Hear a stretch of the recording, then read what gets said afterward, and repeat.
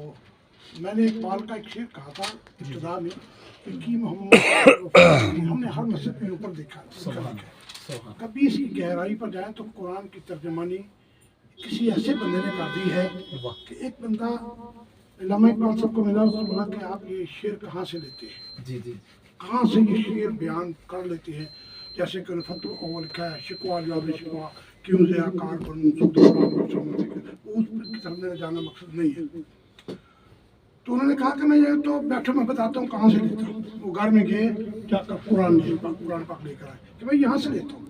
اس نے کہا یہ کیسے؟ اس نے کمال کر دیا۔ ہر آدمی کا ایک انداز فکر ہوتا ہے۔ سر یہ آپ غور کریں، یہ دیکھنا یہ ہے کہ قرآن کی کیسے تشریح پالی سے لفظ میں کر دی کہ محمد سے وفات تو ہم تیرے ہیں، یہ جہاں چیز ہے کہ لوح کو قلم تیرے ہیں۔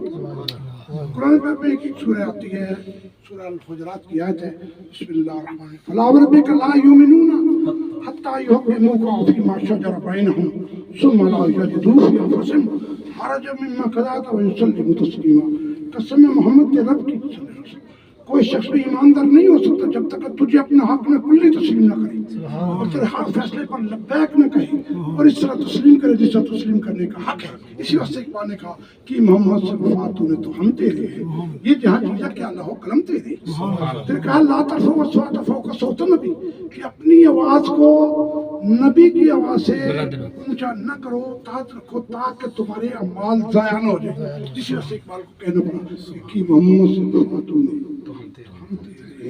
یہ جہاں چیز ہے کہ اللہ قلم تیرے۔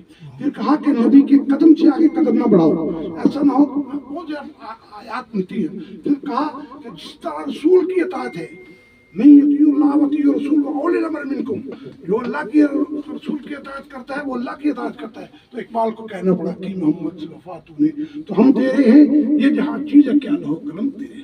پھر کہا لقد رضی اللہ عن المؤمنین یبایعونک بین تحت الشجرہ، جنہوں نے تحت الشجرہ کے نیچے بیعت کیا ہے میں ان سے راضی ہو گیا، اور جنہوں نے بیعت کو توڑ دیا، منقسم ہو گئے، خراب ہو گئے، انہوں نے اپنی آپ کو خود نقصان دیا۔ اسی واسطے اقبال کو کہنا پڑا کہ محمد سے وفات نے تو ہم تیرے ہیں، یہ جہاں چیز ہے کہ اللہ قلم تیرے۔